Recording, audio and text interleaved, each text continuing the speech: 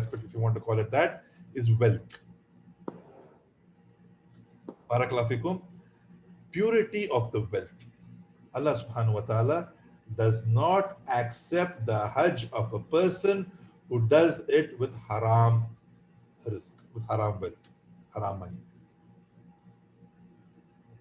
And many Muslims today, we are deep, we are drenched in haram wealth.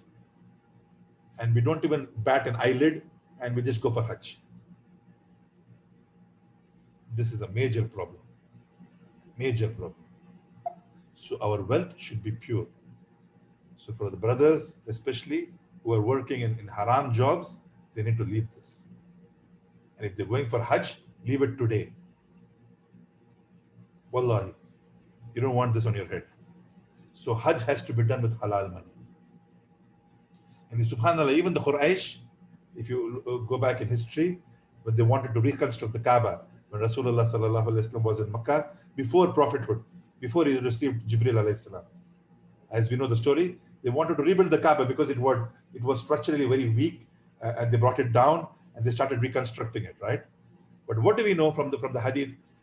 They wanted to reconstruct it using only halal money, because the Quraysh were into so many haram matters, zina, khamar, whatever. They had so many haram dealings, but they decided as a consensus that this is the house of Allah and we need to rebuild it only with halal money. Subhanallah. Quraysh. So a Muslim today, and he should not attempt this with his haram money. Wallahu alam. This is a very important point. The other question which arises is, in terms of wealth, there was a question earlier on in terms of the Udhiyah, but this is in terms of Hajj. So can I do Hajj if I have a debt? Right? So I owe money to someone. Yeah? So what is the ruling on this? What should I do? And I want to make Hajj as well. So the scholars say, brothers and sisters, is that clearing of the debt is a priority. Because this is a serious matter. Right? Clearing your loans is priority before you go for Hajj. So they say, the scholars say, first clear your loan and then go for Hajj. Unless, exception, again there's an exceptions always usually. Yeah? The exception is what?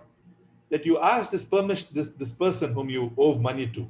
So I owe money to Abdullah. So I go to Abdullah, Jazakallah khair ya Abdullah, I'm planning for Hajj this year. May Allah make it easy. May Allah accept my intention and call me for Hajj. You know, I owe this money to you. Can you allow me permission that I come back and pay this back to you? I can do this, inshallah. I have the capability, and inshallah I will come back and pay. If Abdullah agrees, now I can inshallah go for Hajj. No problem, inshallah. But otherwise, the scholars say it is better for me to clear my debt and then make my Hajj. Barakallahu fikum. The other opinion of the scholars is that if I have a debt, and the best thing is, of course, to get permission, because this is the right of the person. Abdullah's right over me that I pay back his money. This is right. This is his right, right, or on me. This is the best way. But the other, some scholars also say that if I have the capability, so I have money in the bank and I can do this, I have a salary coming, regular salary, for example, inshallah, things are looking okay, nothing major will happen, inshallah, and I can come back and pay him back this money, in spite of spending for the Hajj, going and coming back and all the expenses and everything, I will still have the money to conveniently pay him back. They say, inshallah, then this is okay. But the best thing is to take permission from Abdullah. Barakallahu fikum. The next aspect of, talking about also, just going one point, I want to mention about the wealth as well, which comes to mind. Not only the haram wealth we are getting on a regular basis, but it also include wealth we have usurped. Usurped, is the right word in English.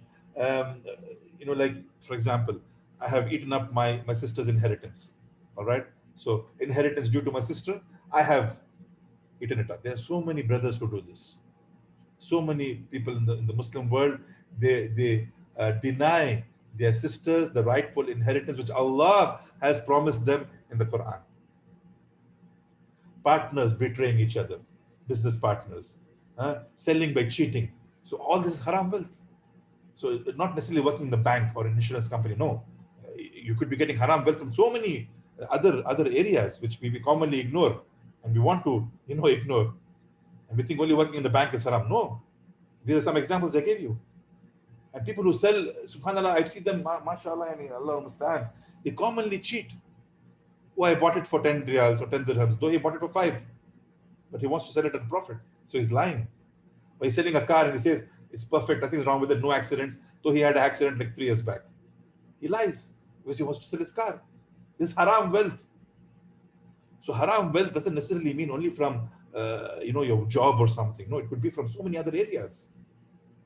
So we need to avoid all of this. And the wealth we have taken up unlawfully, give it back before you go for your Hajj. Return it back to them. If you have cheated someone, give it back to them. Barakallahu fikum.